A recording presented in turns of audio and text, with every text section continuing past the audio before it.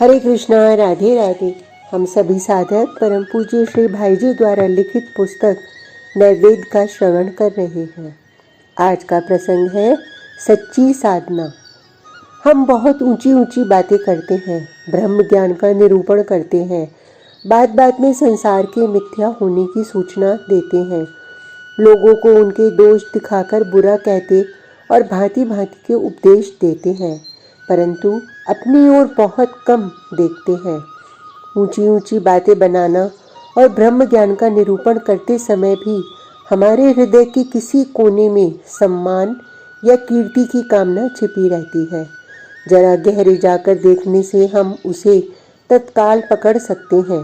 सच बात तो यह है कि जहाँ हमारा मन होता है हम वहीं होते हैं और हमारी यथार्थ स्थिति का अंदाजा उसी से लग जाता है। यदि हमारे मन में बार बार काम, क्रोध, लोभ की वृत्तियां जागृत होती हैं और ऊपर से हम सत्संग की बातें कर रहे हैं, तो समझना चाहिए कि अभी तक हम असली सत्संगी नहीं बन सके।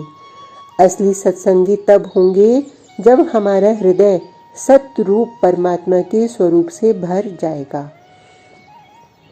विषयों के समीप रहने पर भी विषयों पर भोग दृष्टि से मन नहीं जाएगा।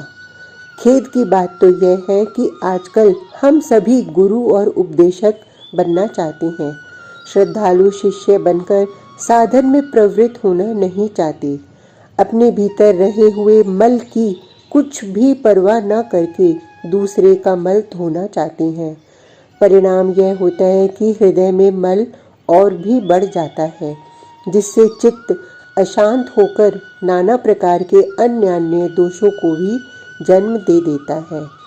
अनेक प्रकार के मत मतांतर, अभिमान, राग, द्वेष, क्रोध, हिंसा आदि के उत्पन्न होने में इससे बड़ी सहायता मिलती है।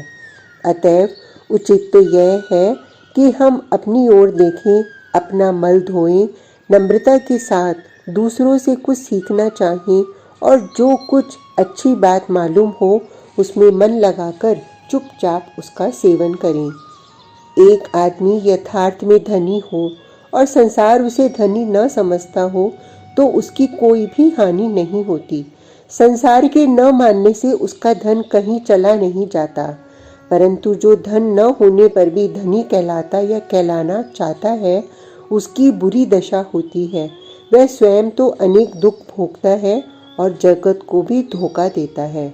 इसी प्रकार सत्पुरुष कहलाने की इच्छा न रखकर सत्पुरुष बनने की इच्छा रखनी चाहिए और उसके लिए श्रद्धा के साथ चुपचाप सदा प्रयत्न करते रहना चाहिए। जब तक अपना ध्येय न मिल जाए तब तक दूसरी ओर ताकने की भी फुर्सत नहीं मिलनी चाहिए।